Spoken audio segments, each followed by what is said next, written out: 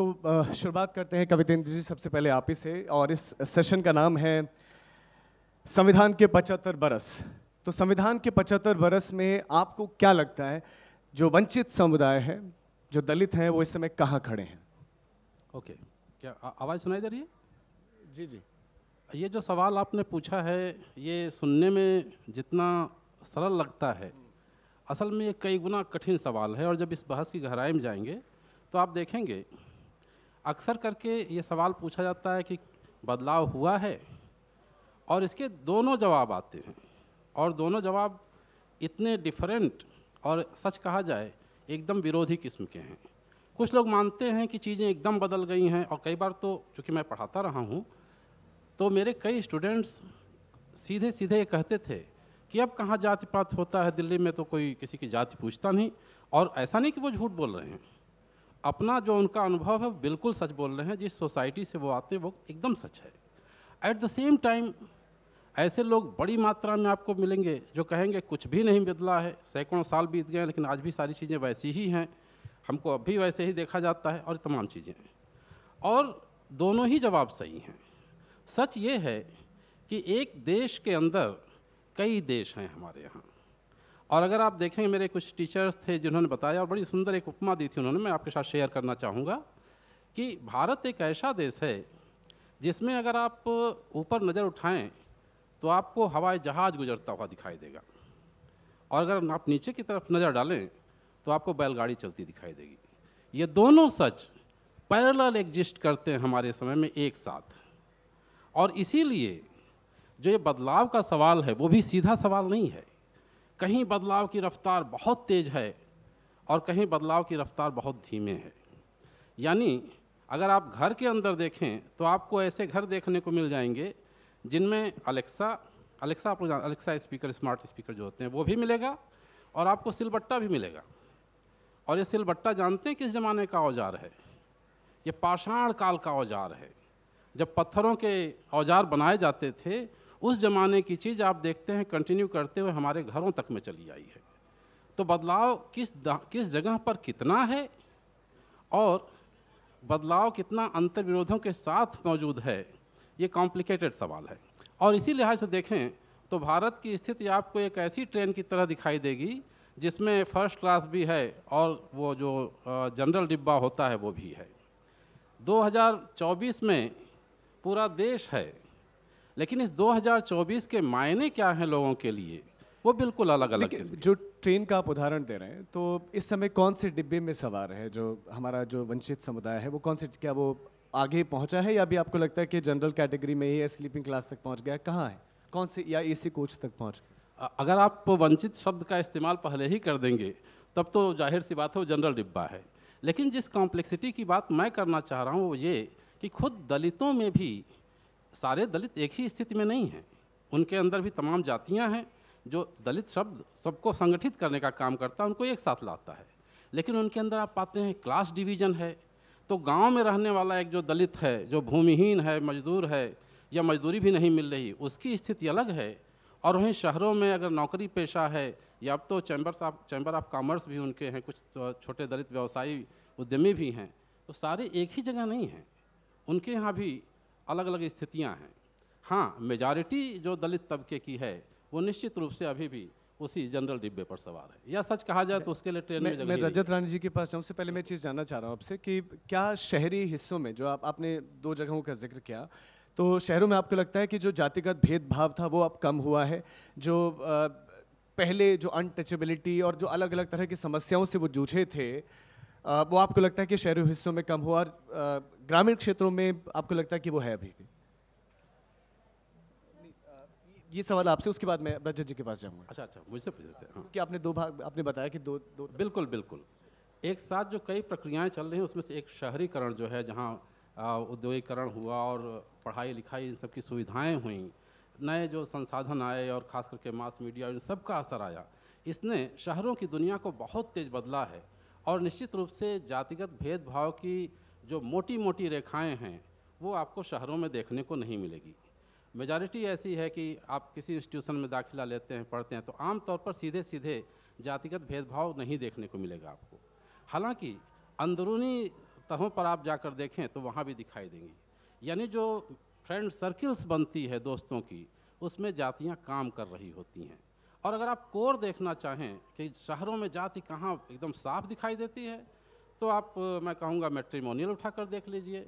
जो सबसे पढ़े लिखे अंग्रेजी भाषी अखबार आप देखेंगे, आप पाएंगे वहाँ मैट्रिमोनियल का कॉलम होता है, और शादियाँ जाति के आधार पर ही होती हैं, चाहे शहर हो चाहे गांव। मैं आपके पास आऊँगा इस सवाल के साथ कि जिन हिस्सों में आपके हिसाब से जो भेदभाव है जातिगत, वो अगर कम हो गया है तो वहाँ पर क्या समीक्षा होनी चाहिए आरक्षण की? मैं लौटूंगा इस सवाल के साथ। रजत रानी जी, 75 बरस में आपको क्या लगता है दलित समुदाय से में कहाँ आपका अनुभव इसको लेकर क्या कहता है? भाई कौन है? हेलो, आवाज़ आ रही? हाँ, ये बहुत महत्वपूर्ण सवाल है और ये लंबे समय से ये सवाल चलता जा रहा है। आज़ादी के जितने वर्ष आगे बढ़ते हैं और ये सवाल वहीं के वहीं रहता है कि 75 साल हो गए और दलित की स्थिति कितनी सुधरी और कहाँ है। अब हम अगर सामान्य तौर पर देखें तो कह सकते हैं कि हाँ, कुछ स्थिति सुधरी, लेकिन जब देश आज़ाद हुआ था और जो आज़ादी के सपने देखे थे, क्योंकि आज़ाद होना क्या है, सिर्फ राजनीतिक रूप से अंग्रेज़ों का जाना और यहाँ भारतीयों का शासन होना ही नहीं है। आज़ादी का मतलब है कि उन देश के सभी नागरिकों को जो मूलभूत आवश्यकताएं हैं, जो उनकी ज़रूरत हैं, शिक्षा हो, चिकित्सा हो, आवास हो, और जो जिस क्षेत्र में वो अपनी योग्यता से बढ़ना चाहें, जो एजुकेशन लेना चाहें, उसमें वो वहाँ पर उनको कोई किसी तरह की रोक टोक ना हो। तो जो दलित आज शिक्षा में दिख रहे हैं, वो आज़ादी के एक कहें कि एक अंश अपने संघर्षों से या आज़ादी के 20-30 सालों तक जो शिक्षा की स्थिति थी कि सरकारी स्कूल कॉलेज जब शिक्षा का व्यवसायीकरण नहीं हुआ था और तब सभी लोग उसमें आ रहे थे, तब वहाँ पर थोड़े से दलित निकल आए, और वो भी आसानी से नहीं, बहुत संघर्ष करते हुए। लेकिन आज जैसे जैसे देश आगे बढ़ रहा है, वैसे वैसे दलितों की तरफ से एक निराशा का भाव हो रहा है। अपेक्षाकृत आज़ादी जो उनको क्योंकि शिक्षा से ही सबसे पहले रास्ता निकलता है, उसके बाद स्वास्थ्य की बात आती है। तो स्वास्थ्य और ये शिक्षा दोनों का बहुत तेज़ी से इन करीब 30-40 सालों में व्यावसायीकरण हुआ है। उस व्यावसायीकरण का सबसे दुष्प्रभाव इससे दलित समाज पर, एसटी समाज पर, ओबीसी वर्ग पर और कुछ अन्य जो दूसरी जातियां हैं, जिनको हम सवर्ण जातियां कह सकते हैं, जो गरीब रहे हैं, अपेक्षाकृत कह रही हूँ। लेकिन सवाल ये है कि वो उनके सपने, जैसे साहित्य समाज, कोई लड़की है, कोई गांव की लड़की है, कोई पढ़ना चाहती है, एक शीतल के सपने कहानी है शिवराज सिंह बेचैन की, वो बच्ची गांव की है, वो पढ़ना चाहती है, लेकिन गांव में स्कूल नहीं है, और उसका जो चाचा है वो जो तथाकथित मतलब सगा चाचा भी नहीं, उसकी स्थिति बहुत अच्छी नहीं है। वो पढ़ाना चाहे तो वो वहाँ उसकी आर्थिक स्थिति इतनी वो कहें कि उसको अनुमति नहीं देती है कि किसी बच्चे का वो बोझ उठा पाए। ऐसी स्थिति में वो बच्ची एक स्वप्न लेके ही बड़ी होती है, और उसके स्वप्न बड़े होते होते बढ़ते नहीं हैं, वो स्वप्न उसके खत्म हो जाते हैं। तो इस तरह की तमाम तरह की हमें यहाँ कहानियाँ मिलेंगी। ओम प्रकाश वाल्मीकि की अम्मा कहानी है, वहाँ पर भी जो बच्चे जो स्वप्न है एक अम्मा का, मेरा बेटा पढ़ेगा और पढ़ के ये झाड़ू के काम से दूर होगा, लेकिन कितने बच्चे झाड़ू के काम से दूर हो रहे हैं, कितने काम बच्चे मजदूरी के काम से दूर हो रहे हैं, कितने बच्चों को एजुकेशन मिल रही है। अगर एजुकेशन नहीं मिलेगी तो वो ना तो उनका स्वास्थ्य अच्छा होगा, ना उनका रोजगार मिलेगा, ना वो निजी क्षेत्रों में किसी लायक बनेंगे। पहली बात तो निजी क्षेत्र जो हैं वहाँ पर भी इतना ज़्यादा व्यवसाय है और जातिवाद है, और उसके कारण वहाँ पर उनका प्रवेश ही नहीं है। चाहे स्कूलों की बात करें, निजी कंपनियों की बात करें, अन्य संस्थाओं की बात करें, मीडिया की बात करें। नहीं, आप कह रहे हैं कि निजी क्षेत्रों में भी आप भी कह रहे हैं कि जातिगत भेदभाव है। भेदभाव निश्चित रूप से है। क्या आप उदाहरण दे सकते हैं कुछ ऐसे? क्या आप उदाहरण दे सकते हैं कुछ ऐसे? क्योंकि हमारा संस्थान, निजी संस्थान, हमारे यहाँ जैसे इस तरह कोई भेदभाव नहीं है। जैसे मीडिया क्षेत्र है, उसके कितने संपादक हैं, चाहे प्रिंट मीडिया देख लें, इलेक्ट्रॉनिक मीडिया देख लें, उसके प्रबंधक देख लें, या जो कितने सीईओ हैं, कितने डायरेक्टर हैं, कितने एमडी हैं, कितने और कितने वाइस चांसलर हैं, कितने प्रिंसिपल्स हैं। वो गवर्नमेंट में भी वही स्थिति है, लेकिन निजी क्षेत्रों में और ज़्यादा है। एक सर्वे कराया गया था 1990 में, तो वहाँ मीडिया में तो वहाँ एक भी पत्रकार नहीं मिला था। 2009 के आसपास योगेंद्र 2009 नहीं, ये उसके बाद 2000 के मैं जो बता रहा हूँ 2009 के आसपास योगेंद्र यादव की टीम ने आप पेपर्स की बात कर रहे होंगे, लेकिन हाँ। जो पैमाना हमने मीडिया में देखा है या जो होता है वो योग्यता होता है। वहाँ पर आप किस जाति से हैं या आप इस जाति के हैं तो ही आपको प्राथमिकता दी जाती है। ये मेरा व्यक्तिगत मानना है कि ऐसा मुझे नहीं लगता है, लेकिन आप ऐसे कह रहे हैं। सिर्फ हो सकता है किसी ने ऐसा सर्वे किया हो, बट मुझे ऐसा नज़र नहीं आता। लेकिन आपको ऐसा लगता है कि निजी संस्थानों में क्या आपको लगता है कि वहाँ भी आरक्षण होना चाहिए? आरक्षण की बात नहीं, प्रतिनिधित्व हो, क्योंकि आरक्षण नहीं है तो जो शिक्षा की स्थितियां हैं वो शिक्षा की स्थितियां वहाँ पर शिक्षा का व्यावसायीकरण खत्म कर दिया जाए, सभी को एक समान शिक्षा हो। एक बच्चा जो है को प्राइमरी स्कूल, अभी आपने कुछ दिन पहले यूपी के कई सौ स्कूल खत्म करने की बात हो रही थी।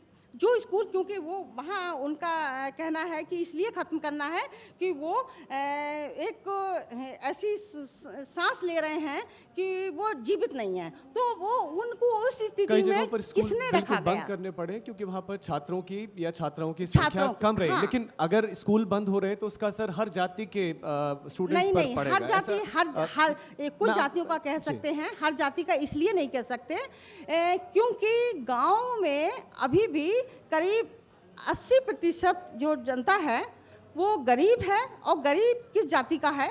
वो दलित है, पिछड़ा है, कुछ आदिवासी इलाकों में आदिवासी छात्र हैं, तो सबसे ज़्यादा प्रभावित वो होते हैं। हाँ, कुछ सवर्ण जातियों के भी इसमें उनका भी भविष्य खराब होगा, लेकिन उनकी तुलनात्मक दृष्टि से संख्या बहुत कम होगी। कवितेंद्र जी, आपने जो मेरी आखिरी जो संवाद था आपसे, मेरा पहले एक सवाल उससे जुड़ा हुआ है कि आपने कहा कि दोनों तरह की चीज़ें दिखती हैं, शहरी भागों में अलग दिखता है, ग्रामीण क्षेत्रों में अलग दिखता है। तो क्या उन जगहों पर समीक्षा होनी चाहिए जो अतिरिक्त सुविधाएं मिल रही हैं? पहला। दूसरा ये कि क्या प्रतिनिधित्व की मांग करना योग्यता का कत्ल करना नहीं है?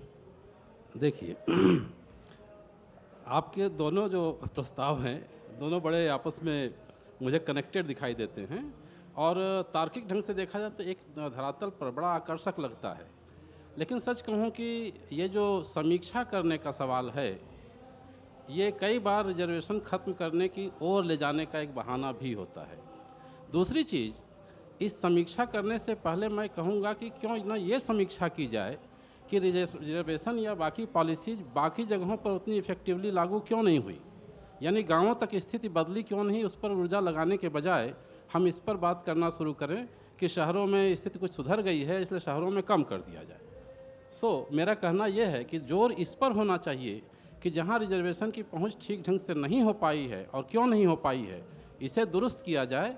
इसके बाद हम इस सवाल पर बात करेंगे कि जहां पर स्थिति सुधरी है वहां परिवर्तन किस तरह से करना चाहिए। मेरा कहना यह है कि जहाँ स्थितियाँ बदली हैं वहाँ भी इतनी नहीं बदली हैं कि हम सुकून की सांस ले लें। यानी अभी भी शहरों में, और जो जिसका जिक्र मीनू जी कर रही थी, जो भले वो इलेक्ट्रॉनिक मीडिया पर ना रहा हो, प्रिंट मीडिया पर रहा हो, लेकिन जब तक वैसा सर्वे बाकी जो ये मीडिया संस्थान हैं और ये विजुअल संस्थान हैं मीडिया के, उन पर भी ना हो जाए, तब तक आप ये नहीं कह सकते कि वो सर्वे, वो जो सैंपल बड़ा सा लिया गया था, लागू नहीं होता। यानी आज भी आप पाएंगे कि जो डिसीजन मेकिंग, पॉलिसी मेकिंग जो बॉडीज़ हैं, उनमें वंचित तबकों का कितना प्रतिनिधित्व है। और हम खुद जानते हैं कि वंचित तबके के मतलब जो लोग पढ़ाई लिखाई नहीं कर पाते और जिनकी ज़िंदगी खप जाती है उसी के अंदर, वो कहाँ से इन बड़े बड़े पदों पर पहुँच जाएंगे। इसीलिए सच बात तो यह है कि बात करनी चाहिए कि बुनियादी बदलाव ज़मीनी धरातल पर कैसे शुरू किया जाए ताकि लोग ऊपर तक पहुँच पाएँ। उसके बाद आप बिल्कुल बात कर सकते हैं कि रिजर्वेशन की ज़रूरत नहीं है, लेकिन जब तक ये बदलाव शुरू नहीं होता तब तक ऊपर से ख़त्म करने की कवायद बड़ी मुझे संवेदनशील नहीं लगती। लेकिन क्या आपको लगता है कि अब रिजर्वेशन एक उपाय है? क्योंकि 75 बरस में अगर आप कह रहे हैं स्थिति उतनी नहीं बदल पाई है, तो आपको लगता है कि रिजर्वेशन सॉल्यूशन है? चूंकि आप चिंतक भी हैं, या आप कोई और आप सुझाव रखना चाहें कि आपको लगता है कि ये मार्ग नहीं, कोई दूसरा मार्ग अपनाना चाहिए ताकि समानता आए, भेदभाव समाप्त हो और प्रतिनिधित्व मिले? बिल्कुल, देखिए सच कहा जाए तो मैं रिजर्वेशन की जो पूरी प्रक्रिया रही उसका काफ़ी गंभीर आलोचक रहा हूँ। मैं उसका बहुत समर्थक नहीं हूँ, खास करके इसलिए क्योंकि आप ये सोचिए कि ये उपाय किस ज़माने में सोचे गए थे, और अगर वो उपाय पूरी तरह नहीं इफ़ेक्टिव हो पा रहे हैं तो हमको कुछ एडिशनल उपाय करने चाहिए। लेकिन इसका मतलब ये नहीं कि हम एडिशनल उपाय करें और शुरुआत करें और रिजर्वेशन ख़त्म करके। मेरा कहना ये है कि हमें लगातार इवेलुएट करना चाहिए और ये देखना चाहिए कि असफलताएँ आ रही हैं तो किस वजह से आ रही हैं, और जब तक हम वो उपाय ना कर दें तब तक हम रिजर्वेशन को कट करने की बात तो सोचना मुझे लगता है कि एक तरीका है कि कैसे हम इन चीज़ों को जो चल रही हैं वो रोका जाए। खास करके जैसा मैंने खुद कहा कि दलितों के भीतर भी अलग अलग वर्ग हैं और उनको और ज़्यादा आपको उनके लिए बेहतर पॉलिसीज़ बनाने की ज़रूरत है। इसके बाद आप सोच सकते हैं कि ठीक है, अगर आप पास दिखाई देता है कि हाँ तमाम क्षेत्रों में, यानी आप अगर सर्वे करें तो आप पाएंगे कि 50 एरियाज आपको ऐसे मिलेंगे, बैकलॉग है, नौकरियां मैंने वहाँ पे भरी नहीं जा रही हैं। और ख़ास करके आयोगों के जो 2022 के आसपास बीबीसी का एक, हाँ, और 2022 के आसपास बीबीसी की एक रिपोर्ट आई जिसमें बताया कि ये अनुसूचित जातियों वगैरह से जुड़े जो आयोग हैं उनमें ही रिक्त हैं पद जो हैं, यानी वो काम ही ना कर पाए। तरीका तो ये है। निश्चित रूप से अगर हम बेहतरी के लिए बात कर रहे हैं कि हमें बेहतरी करनी है तो हमको आरक्षण को एक साइड आप छोड़िए, उसके अलावा और क्या किया जा सकता है इस पर करना चाहिए, बजाय इस पर बात करने की कि आरक्षण से पर्याप्त फ़ायदा नहीं मिला इसलिए आरक्षण को ही छोड़ देते हैं। मुझे ये प्रॉब्लमेटिक लगता है।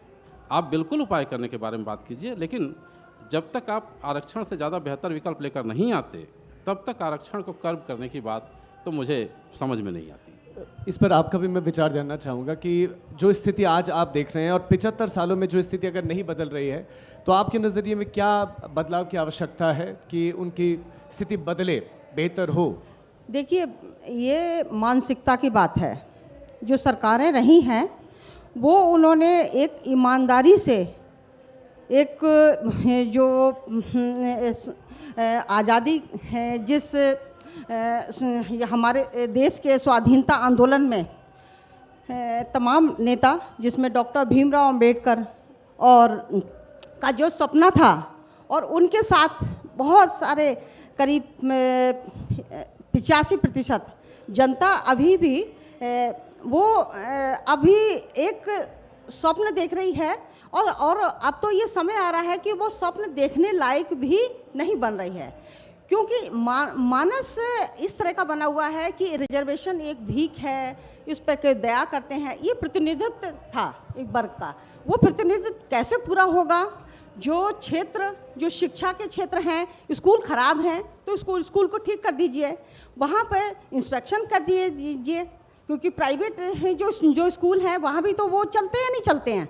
जब मोटी तनख्वाह लेकर के वहाँ पर शिक्षक नहीं पढ़ा रहे हैं तो वो नौकरियाँ क्यों कर रहे हैं? क्यों नहीं कोई वहाँ पर स्कूल इंस्पेक्टर, शिक्षा मंत्री या शिक्षा अधिकारी काम क्यों नहीं कर रहा है? कोई ये कहें कि जैसे एक बिहार में एक बच्चा जो था सोनू नाम का, पिछले दिनों सोशल मीडिया और नेशनल मीडिया ने खूब हुआ था, उसने बस एक ही सवाल किया था कि मुझे पढ़ना है। वो नीतीश के एक रैली में वो कोशिश कर रहा था बहुत दिनों से, तो उसका सवाल इतना वाजिब था कि मुझे पढ़ना है। और क्योंकि सरकारी स्कूलों में पढ़ाई नहीं होती है, वहाँ अंग्रेजी नहीं पढ़ाई जाती है और मैं पढ़ना चाहता हूँ, तो मेरा किसी उसमें अंग्रेजी माध्यम स्कूल में मेरा दाखला करा दीजिए। अब वो एक बच्चा जागरूक है, लेकिन उस जैसे तमाम बच्चे हैं, जब तक ये शिक्षा का प्रश्न एक ईमानदारी से, आप ये कहते हैं रिजर्वेशन मत दीजिए, लेकिन सबको एक जैसी शिक्षा दे दीजिए। आप क्यों लाखों की एजुकेशन वालों को एक बच्चा वो पढ़ रहा है, 10 बच्चे वो एजुकेशन ले रहे हैं जहाँ पे स्कूल भी नहीं है, शिक्षा मित्र वहाँ पे वो पढ़ा रहे हैं, वो भी नाम मात्र का है। मिड डे के मील पे नाम पर उनको एक भीख का कटोरा पकड़ा दिया गया है, कभी सड़ा हुआ खाना मिलता है।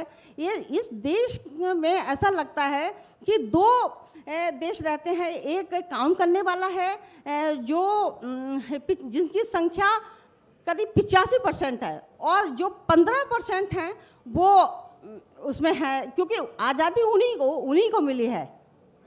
क्योंकि जब तक हमें शिक्षा नहीं मिलेगी, स्वास्थ्य नहीं मिलेगा, रोजगार नहीं मिलेगा, व्यवसाय में हमें प्रतिनिधित्व नहीं मिलेगा, हमें अवसर नहीं मिलेंगे, तो कैसे इस देश का विकास होगा? क्योंकि इससे उनका ही नुकसान नहीं हो रहा है। ये नहीं कह रहे हैं कि दलित का नुकसान हो रहा है, ये नुकसान हमारे देश का हो रहा है, हमारा देश पिछड़ रहा है, क्योंकि ये राष्ट्र की समस्या है ना, एक व्यक्तिगत समस्या नहीं है। एग्जैक्टली, मैं भी यही कह रहा कि जो जिन समस्याओं का आप जिक्र करें वो समस्याएं सबके साथ वो समस्याएं हैं और वो समस्याएं सबके सामने हैं।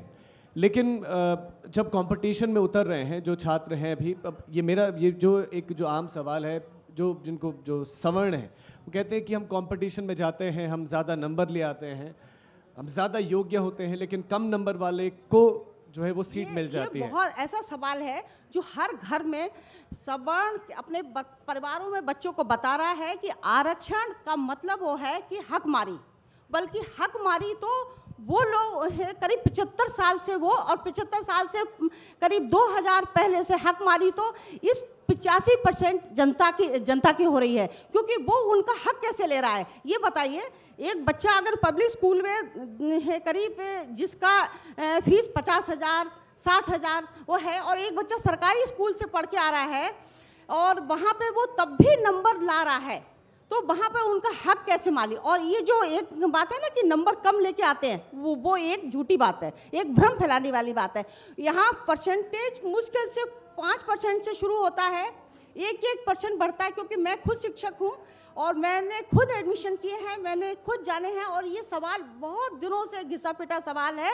और कुछ ऐसे ईमानदारी से कोशिश हो कि इस वर्ग का प्रतिनिधित्व हर क्षेत्र में शिक्षा, प्राइमरी शिक्षा से लेकर के हवाई जहाज बनाना और हवाई जहाज की जो जितने कंपनियां हैं वहाँ तक उनको पहुँचाए। अंतरिक्ष में भी चांद पे लोग पहुँच गए, लेकिन क्या हुआ है, कौन लोग पहुँचे हैं, कैसे हो? कवितेंद्र जी, राजीव जी, आरोप लगाया जाता था कि एक समय में ब्राह्मणों के पास में पूरा का पूरा नियंत्रण था शिक्षा व्यवस्था पर, लेकिन संविधान लागू होने के बाद तो ऐसा नहीं है। शिक्षण संस्थानों पर किसी का कब्जा है नहीं, किसी जाति विशेष का कब्जा है नहीं, सरकार का है। शिक्षा, स्वास्थ्य, कुछ भी वो सब सरकार को देना है। तो फिर ऐसे में जाति विशेष को दोष देना कितना सही है? और कि पहले ये हुआ है और पहले दमन हुआ है, तो वो उसको आधार बनाते हुए कब तक लाभ लिया जाना चाहिए? देखिए, जहाँ तक ये मामला है कि सारा दोष ब्राह्मणों को देना, तो निश्चित रूप से नाजायज़ है। जातिवाद एक समस्या है और वो ब्राह्मणों तक सीमित नहीं है, वो पूरी हमारे भारतीय समाज की समस्या है। और यहाँ तक कि तमाम जातियाँ रही हैं दलितों के साथ, जिनका संबंध अगर वर्चस्व का रहा है, तो केवल ब्राह्मण नहीं रहे हैं।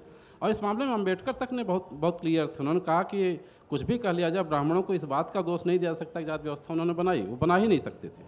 ये एक सिस्टम है, एक आदमी नहीं बनाता, एक जाति नहीं बनाती, तमाम जातियों का मिला जुला एक प्रक्रिया में ये बनी, नंबर 1। और नंबर 2 कि जो मेरिटोक्रेसी वाली बात हो रही थी, हम लोग एक ज़माने में जब जेएनयू में पढ़ते थे तो एक नारा चलता था कि मेरिटोक्रेसी धोखा है। आगे मैं नहीं बोल रहा हूँ, फिर अब वो नारा पुराना हो गया, लेकिन मेरिटोक्रेसी एक धोखा है। इसके पीछे एक काम तो, एक सोच तो यही काम कर रही है कि मेरिट जो है उच्च जातियों में ही पैदा होती है। इसीलिए अगर हम रिजर्वेशन हटा देंगे तो उच्च जाति के लोगों को हक मिल जाएगा। क्या आप मानते हैं कि मेरिट उच्च जातियों में ही पैदा होती है? नहीं मानते। तो फिर क्यों मान रहे हैं? फिर अगर आप देखें, मैं हिंदी साहित्य की बात करूं, साहित्य पर वो ये हम बात कहते कर हैं ही कि रहे हैं। अगर आप किसी युद्ध के मैदान में हैं तो बराबरी होनी चाहिए ना, कि Exactly किसी के होनी पास चाहिए। ज़्यादा हथियार हैं और किसी के पास कम, एग्जैक्टली ऐसा होनी नहीं होना चाहिए। लेकिन अगर आप देखें, अगर आपने देखा हो वो जो रेस होती है खिलाड़ियों की, अलग अलग खिलाड़ी, ये जो सर्कल बना होता है, अलग अलग जगह से दौड़ते हैं। जो सबसे बाहरी घेरे में दौड़ता है वो सबसे आगे से दौड़ता है, जो सबसे इनर सर्कल में दौड़ता है वो सबसे पीछे से दौड़ता है। वजह यह कि इनर सर्कल सबसे छोटी होती है और आउटर सर्कल बहुत बड़ी होती है। हमारे समाज में जब लोगों को के बीच में खुद ही गैर बराबरी है तो एजुकेशन के रिजल्ट में आप बराबरी कहाँ से खोजेंगे? आप सोचिए, एक घर में पीढ़ियों से पढ़ाई लिखाई होती रही है, संसाधन है, सारी सुविधाएं हैं, उनका जो, उनके बच्चे का जो आउटकम होगा, और एक बच्चा जिसके घर में खाने तक के लिए संघर्ष करना पड़ रहा है और क्लास में सबसे पीछे बैठना पड़ रहा है। ये जातिगत अनुभव सर जो भी गांव में रहे हैं, और गांव क्या, छोटे शहरों तक में जो दलित बच्चे रहे हैं, बैक बेंचर रहे, आगे नहीं बैठ सकते, आगे बैठेंगे तो लात घूंसों से पिटाई होगी, बैठ ही नहीं सकते। वो सहपाठी पीटेंगे, टीचर्स तक पीटेंगे अगर ऐसा हुआ तो बैक बेंचर जो रहे हैं, जिनको घर पर जाकर काम करना पड़ता है, आप कैसे उम्मीद करते हैं कि वो वही रिजल्ट ला कर देंगे? लर्निंग, सीखना जो होता है केवल किताबों से नहीं होता है, ज़िंदगी से भी होता है। आप चूँकि ज़िंदगी का संघर्ष आपका घटा दिया गया है और केवल किताबों से ही आपको नंबर ले आने हैं, तो आपके अंक बहुत अच्छे आए हैं। दोनों को एक लेवल पर रखिए, चलिए दोनों से मजदूरी कराते हैं और आज के देखते समय हैं। मिलकर सर कानून भी बढ़े, SC ST लॉ है, बहुत तरह के कानून भी बन गए हैं। मैम, आपको लगता है कि इन कानूनों का किसी तरह का कोई असर पड़ा है? और दूसरा, एक आप चूंकि अपनी पुस्तक खोली है तो मैं चाहता हूँ कि एक कविता भी आप सुना दें। आप पुस्तक पकड़ रहे हैं। अच्छा, कविता सुनाऊंगी बाद में अपनी सुनाऊंगी, दूसरों की सुनाऊंगी। क्रीमी लेयर पर भी मैं आपका विचार जानना जी, चाहूँगा जी, कि जिनको क्या? आरक्षण का लाभ मिल चुका है, चाहे वो IAS हैं, IPS हैं, और उनके बच्चों को भी वही लाभ वो भी उठा रहे हैं, क्या ये उचित है? देखिए, ये प्रतिनिधित्व की बात है, मैं लगातार इस बात को कह रही हूँ, वो चाहे आरक्षण के माध्यम से हो या बगैर आरक्षण से हो, जो जहाँ 5-5 पीढ़ियाँ व्यवसाय भी कर रही हैं, सरकारी नौकरियां भी कर रही हैं, निजी क्षेत्र में भी कर रहे हैं, दूसरे उनके माध्यम भी हैं, क्या वो आरक्षण नहीं है? क्या अगर मान लीजिए एक उदाहरण है, एक मंदिर है और मंदिर से जुड़े हुए पूजा जो विधान से जुड़े हुए और तमाम तरह के जो काम हैं, सिर्फ सफाई का छोड़ दीजिए, सफाई में हो सकता है जो सफाई कर्मचारी हैं उनको 100% आरक्षण दे रहे हों, लेकिन वहाँ पर क्या वो आरक्षण नहीं है? क्या वो पूजा पाठ से जुड़ा हुआ वो वहाँ पर वो आरक्षण नहीं है? या जो व्यवसाय जो कर रहे हैं वो आरक्षण नहीं है? जो सिर्फ आपने देख लिया कि और दूसरी बात, वो आपने सर्वे नहीं कराया। आप सर्वे करा लें कि एक परिवार में एक संघर्ष करके, मैं ही देख लूँ, मैं अपना और अपने पति का, वो संघर्ष करके अपने बल पर सिर्फ एक नौकरी पाई है। ठीक है, क्यों समाज में शिक्षा व्यवस्था ऐसी नहीं है तो बच्चों को आरक्षण नहीं दिया, लेकिन यहाँ नीतिगत बात है। क्या बाकी जो समाज में दूसरे बच्चे हैं, या नौकरी कोई 4th क्लास की कर रहा है, कोई चपरासी की कर रहा है, उसके कर रहा है, क्या उसकी आर्थिक स्थितियाँ इतनी मजबूत हो गई हैं कि या फिर समाज ने इतना विकास कर लिया है कि वो उस प्रतिनिधित्व के बगैर उनको उस जगह मिल जाएगी, समाज में वो व्यवसाय कर सकता है, दूसरी नौकरियां कर सकता है? क्योंकि यहाँ हर व्यक्ति के नाम के आगे जाति सूचक सरनेम लगे हुए हैं। जब इंटरव्यू में बैठते हैं, अगर वहाँ दलित वर्ग का कोई प्रतिनिधि बैठा है तो या तो अकेला है वो, तो वहाँ पर भी वो अल्पसंख्यक हो गए, और या वो है ही नहीं, निजी संस्थाओं में तो वो है ही नहीं वहाँ पर, तब वहाँ पर उसका सरनेम देख करके उसका बहिष्कार नहीं होगा? कैसे? वो देश का नागरिक है, इस देश की मिट्टी में जन्मा है, तो वो जाएगा कहाँ पर? देखिए, जैसे मैंने छोटे छोटे ठेलों की बात करें, आज रोज़ हम चलते फिरते देखते हैं कि यादव चाट भंडार, पंडित जी चाट भंडार, वैश्य चाट भंडार, अगर कोई वाल्मीकि चाट भंडार, चमार चाट भंडार या पासी धनुक चाट भंडार लगा ले, क्या वहाँ पे उसका व्यवसाय चलने देगा? हो सकता है वहाँ पर एक दलित भी ना जाए, वो सोचेगा वहाँ जाएगा, खाएगा खड़ा होके, तो उसकी पहचान भी हो जाएगी, अरे अरे ये तो दलित है। क्या तो ये जो समाज है, जो जातियाँ हैं, वो दलित ने तो नहीं बनाई हैं। जब वो उसने नहीं बनाई हैं, और जो जिसने बनाई हैं, जिनका वो बनाए रखना चाहते हैं और कहते ये हैं कि हम जाति को नहीं मानते हैं, तो कहना और करना दो बातें हैं।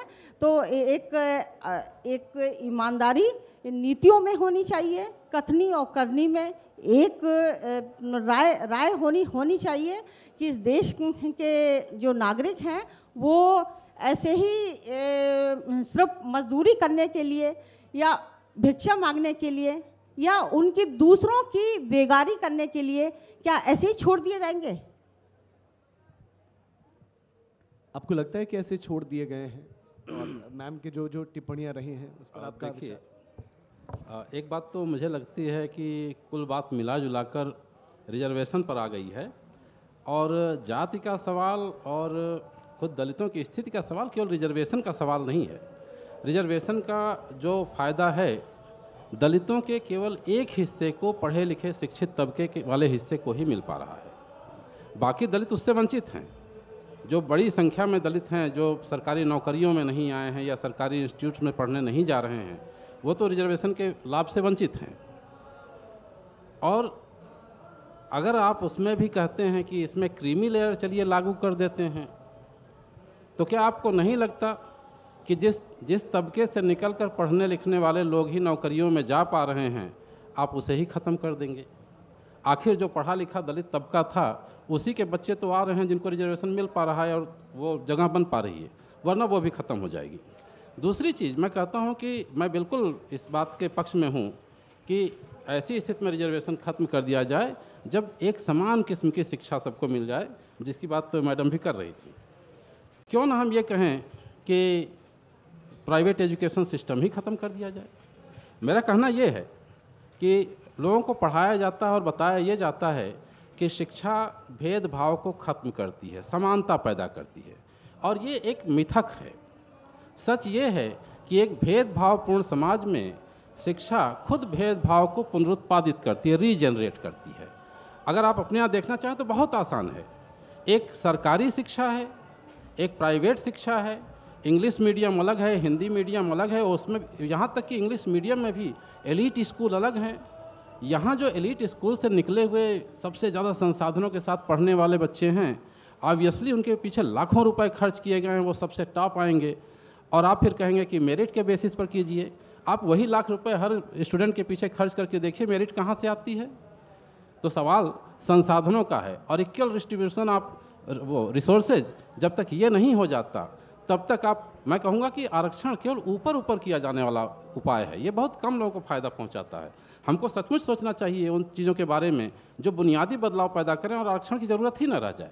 लेकिन उस स्थिति पर बात करें, उस पर काम करें, उसके पहले अगर हम इस पर बात करें कि नहीं आरक्षण हटा दिया जाए, इससे समस्या। पॉलिटिशियंस कितने जिम्मेदार हैं इसके लिए? और आप अलग अलग स्टेट्स में हम एक नारा देख रहे हैं आजकल कि भाई जातिगत सर्वे करवाइए, तो आपको लगता है कि उससे किसी तरह से कोई फ़र्क पड़ता है सिर्फ सर्वे कर लेने से? नहीं, सिर्फ सर्वे कर लेने से फ़र्क नहीं पड़ता।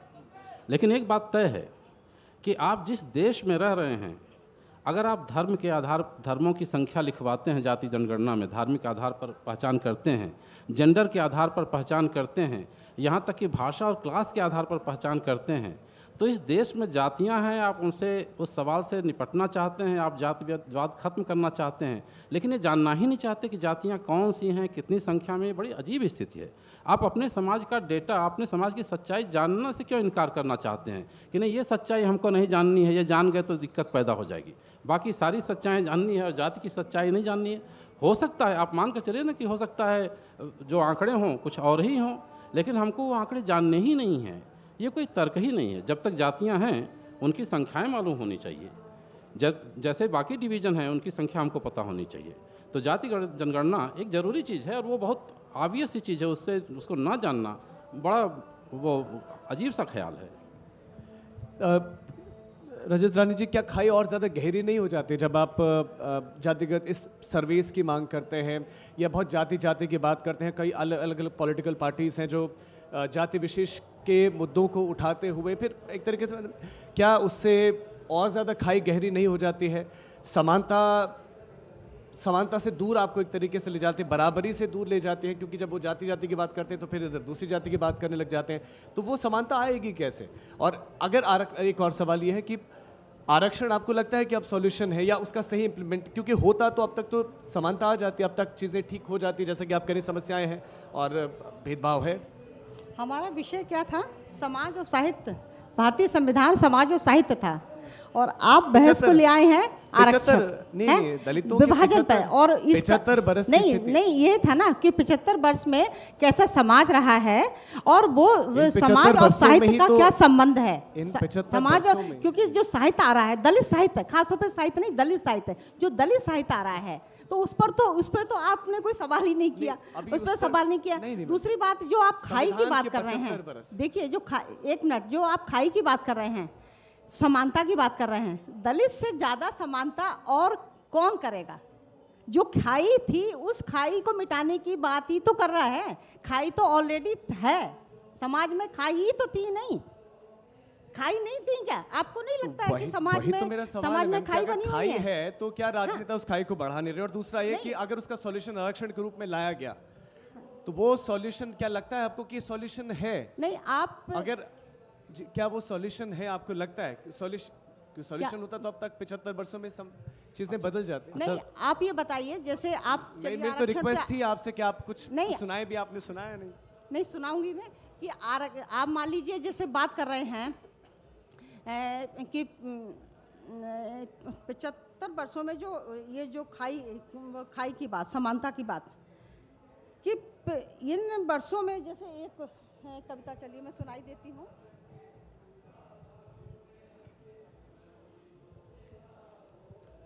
चलिए, सब दलित साहित्य में ओम प्रकाश वाल्मीकि का नाम सभी लोग जानते हैं।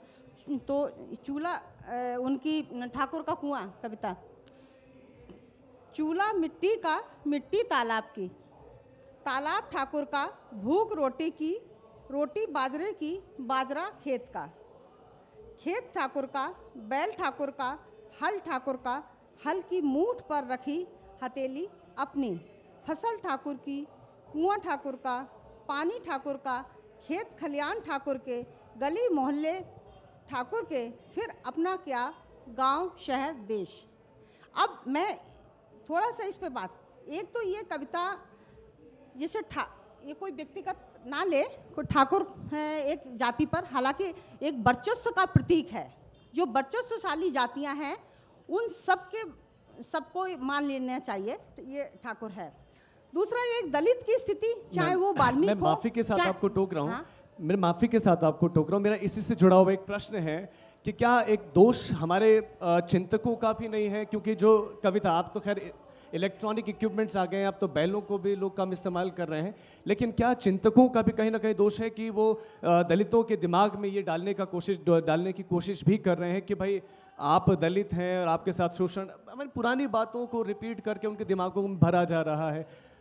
उनको आगे बढ़ने नहीं दिया जा रहा, उनको आगे ले जाने का प्रयास नहीं किया जा। अगर आप अपने आप को कमतर मानना बंद कर देंगे तो आपको लगता नहीं कि कुछ उससे कुछ बेहतर होगा। जिन्होंने गांव का जीवन नहीं देखा होगा, गांव में नहीं गए होंगे, या कृत्रिम गांव में, यहाँ हरियाणा वगैरह के पास में कृत्रिम गांव है, वहाँ एंजॉय किया होगा, तो ये ठाकुर का कुआं कविता समझ में नहीं आएगी। तो ये लगातार है, इसमें ये बात कही जा रही है कि ये जो जो जो चूल्हा है, क्योंकि आज तो सब इलेक्ट्रॉनिक गैस चूल्हे आ गए हैं, इंडक्शन वगैरह आ गए हैं, लेकिन अभी भी गांव में मिट्टी के चूल्हे हैं।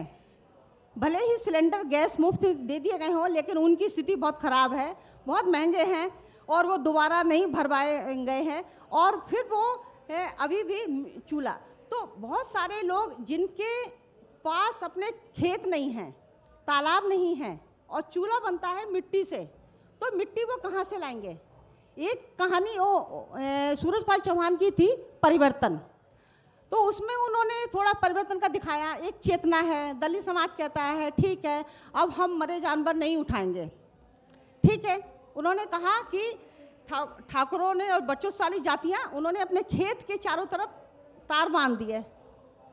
अब वो कहें कि अब तुम हगने मूतने, सॉरी इस भाषा का इस्तेमाल करना पड़ रहा है क्योंकि लेखक ने इस भाषा का किया है और ये लोक की समस्या है, तो अब तुम अपने घरों में हगो मूतो, कहाँ जाएंगे, उनके अपने खेत नहीं हैं। तो वही क्यों ऐसे मेरे पास, क्योंकि मैंने दलित साहित्य पर जवाहरलाल नेहरू यूनिवर्सिटी से ये एमफिल किया था, 90 दशक की हिंदी दलित कविता पर डॉक्टर अम्बेडकर का प्रभाव, हिंदी दलित कथा साहित्य, आलोचनात्मक अध्ययन, इस पर मेरी पीएचडी है। ये दोनों पुस्तकें हैं। तो मेरे पास एक नहीं, इसमें तमाम तरह के उदाहरण इस तरह के कहानियों के मिल जाएंगे, कविताओं के मिल जाएंगे, आत्मकथा के मिल जाएंगे, उपन्यास के मिल जाएंगे, लेखों के मिल जाएंगे, तमाम तरह के। लेकिन यहाँ ये जो लगातार आरोप, ये कोई नया आरोप भी नहीं है कि आरक्षण से एक समानता, भाईचारा खत्म हो रहा है, खाई हो रही है। अरे भाई, हमने नहीं बनाई है, जो दलित समाज के लोग हैं उन्होंने नहीं बनाई है जाति, वो आज जाग गए हैं, अब अपनी बात कहने लगे हैं, अपनी पहचान की बात कर रहे हैं। तो बचौसाली जातियों को लगने लगा है कि ये ही जाति फैला रहे हैं, ये आरक्षण से, क्योंकि भारतीय संविधान में जो आरक्षण का प्रावधान था वो इसलिए नहीं था कि किसी को कमतर आका जाएगा, लेकिन यहाँ ये था कि हाँ, इस देश की इस धरती में पैदा हुए हैं और इसके संसाधन पर दलितों का उतना ही हक है जितना सवर्ण जातियों को, जिनके पास पूर्वजों के संसाधन 5000 साल से रहे हैं। आपकी बात से सहमति की सबको बराबरी का हक है। हाँ। आप आखिरी टिप्पणी आपसे लेंगे कवितेंद्र जी, क्योंकि समय जी समाप्त हो रहा है, खत्म हो गया। तो मैं देख रहा था, मैं यही कहना चाहूँगा कि ये जो प्रस्ताव है कि इस गणना करने से खाई बढ़ जाएगी, ये एक खास किस्म का तर्क डेवलप किया गया है। इस तर्क से तो आप किसी भी किस्म के भेदभाव की गणना नहीं करेंगे। आप अमीरी गरीबी के बीच में, आप अमीर और गरीब बटेंगे तो कटेंगे भी कहा जा रहा है। बटेंगे तो यानी कि बटना नहीं है, आपको जितनी जातियों की बात होगी फिर तो आप बट रहे हैं ना फिर। एग्जैक्टली, वो जानना ही चाहिए, जो सच है वो आप क्यों नहीं जानेंगे। और मैं कह रहा हूँ कि अगर वर्गीय गणना जरूरी है कि देश में कितने अमीर हैं और कितने गरीब हैं, तो आपको जातिगत जनगणना से भी कोई आपत्ति नहीं चाहिए। जातियाँ खत्म होंगी, आँख मूंदने से समस्याएँ बंद नहीं हो जाती। अगर हम मानना बंद कर दें तो ऐसा नहीं कि लोगों का ट्रीटमेंट बदल जाएगा। मेरा बिल्कुल ये कहना है कि हमको ज़मीनी बदलाव के बारे में ज़्यादा सोचना चाहिए। आरक्षण एक उपाय है और वो सारे दलितों के लिए रामबाण नहीं है, ये मैं भी कहता हूँ, लेकिन हमको उससे ज़्यादा बेहतर उपायों की ओर सोचना चाहिए। हम ये सोचें कि बहुत कारगर नहीं हुआ तो ख़त्म कर देते हैं। तो मैं आपको एक, चूँकि संविधान के 75 बरस का इसका विषय ही है, संवैधानिक रूप से छुआछूत को एक अपराध घोषित कर दिया गया, लेकिन छुआछूत तो खत्म नहीं हुई। तो क्या हम संविधान से ये धारा हटा दें कि छुआछूत अस्पृश्यता एक अपराध है? अगर नहीं हटाते, क्योंकि ठीक है वो लागू नहीं हुई लेकिन उसे लागू करना है, तो वैसे ही जैसे रिजर्वेशन के जो लक्ष्य थे पूरे नहीं हुए, तो इसका मतलब ये नहीं खत्म किया जाए, उन लक्ष्यों को पूरा करना है। जोर तो इस पर होना चाहिए। तो धन्यवाद राजीव जी। अच्छा, आखिरी टिप्पणी मैम, 30 सेकंड में अपनी बात खत्म कर दीजिएगा। एक यहाँ प्रोफेसर शिवराज सिंह जी बैठे हुए हैं, उनकी आत्मकथा मेरा बचपन मेरे कंधों पर, पहला खंड यहाँ जो श्रोतागण हैं उनमें से बहुत सारे लोगों ने पढ़ा होगा। अभी उनका आत्मकथा का दूसरा खंड आया है, जिंदगी को ढूंढते हुए। उसमें एक मनोगत, मैं उसका प्रचार नहीं कर रही, मनोगत करके एक भूमिका उससे जोड़ा है और उसकी कुछ पंक्तियाँ यहाँ मैं पढ़ना चाहूँगी, क्योंकि हम जो आपने अभी जो कहा है कि बीच में खाई हो जाती है, जातियां बढ़ जाती हैं, ये हो जाता है, तमाम तरह के दलित समाज पर, दलित बुद्धिजीवियों पे आरोप लगाए हैं। तो मैं इसमें दो पार्ट हैं, एक पार्ट को पढ़ रही हूँ। बचपन के जिस पड़ाव पर छूटा था कल सफ़र, आगाज वहीं से किया साहस बटोर कर। यहाँ साहस बटोर कर के बेचारा चल तो रहा हूँ दूर पहुँचने की सोच कर, गुजरे सफ़र को देख रहा लौट कर, कल फिर मिलूँगा आपसे वायदा लिया था, कर एक बोझ सा लदा रहा जहनो ज़मीर पर, अब आपका दिया किया है आपकी नज़र। आपका है ये ध्यान दें पंक्तियों पे। जिसकी तरह आ गया बचपन गुजार कर, लेकिन मैं नहीं आ सका यादें विसार कर। होने को तो हर फूल की रंगत मेरा लहू, दावा मगर नहीं किया मैंने बाहर पर। ढूंढने जीवन चला था पर सफ़र आसान ना था, रास्ते परिचित नहीं थे, मालूम ना थी मंजिल कहाँ। गिरना उठना रुकना चलना कशमकश जारी रही, जो सहा था सो कहा ये पेशकश भारी रही। जो दुनिया से लिया दुनिया से दुनिया जो लिया दुनिया से दुनिया को दिया, वास्ते अपने ना कुछ चाहा ना तैयारी रही। नफ़रत को प्यार दर्द आराम बनाकर, लौटा रहा हूँ आपका सामान सजाकर। तो तालियां हो जाए। हाँ, तो ये देखिए जो दलित साहित्य है, उस संदर्भ में कहना चाहूँगी कि दलित अपनी वेदना को आज लिख रहे हैं, अपनी सामाजिक आर्थिक स्थितियों को, शैक्षिक स्थितियों को अगर लिख रहे हैं, तो उनको वो स्थितियाँ किसने दी हैं, और लिखते हुए उनको बहुत कष्ट होता है। वो उनके जहन में जैसे कोई हादसा, कोई वाकया बचपन में किसी के साथ घटता है, तो वो जीवन भर भूल नहीं पाता। तो ये जो दलितों के साथ उनकी जो जीवन स्थितियां रही हैं, चाहे जातिगत स्थितियां हैं, कटु जातिगत स्थितियां हैं, उन्हीं के कारण उनकी आर्थिक स्थितियां भी बिगड़ती हैं, शैक्षिक स्थितियां बिगड़ती हैं, और से ये जो कहें चिकित्सा से तमाम तरह की समस्याएं जो पैदा होती हैं। और लेखक ने लास्ट की पंक्ति बहुत ही मतलब इतना कहें कि कलात्मक ढंग से कि नफ़रत को प्यार ना तैयारी थी, नफ़रत को प्यार और दर्द को आराम बनाकर लौटा रहा हूँ आपका सामान सजाकर। तो सामान सजाकर यानी कि ये जो आरोप है, वो आरोप कोई आपके जो प्रश्न है वो आरोप नहीं थे, तो लोगों हाँ, के सवाल से जो मैंने आपके सामने रखे, क्योंकि हाँ, अब समय का अभाव है। हाँ, आपका रजत रानी जी और कवितेंद्र जी, आपका बहुत शुक्रिया। आपका भी आप बहुत बहुत साहित्य धन्यवाद आस्था कि के आपने मंच पर पहुंचे और आप चिंतक अपनी स्पष्टता के लिए जाने जाते हैं, और अपने स्पष्टता से अपने सारे जो भी आपका विचार है वो आपने रखा, हमने किसी तरह से रोका नहीं आपको कहीं। चल नहीं धन्यवाद। Thank you so much. एक बार जोरदार तालियां हो जाए कवितेंद्र जी के लिए, रजत रानी। विचार आपने भी खुलकर रखे।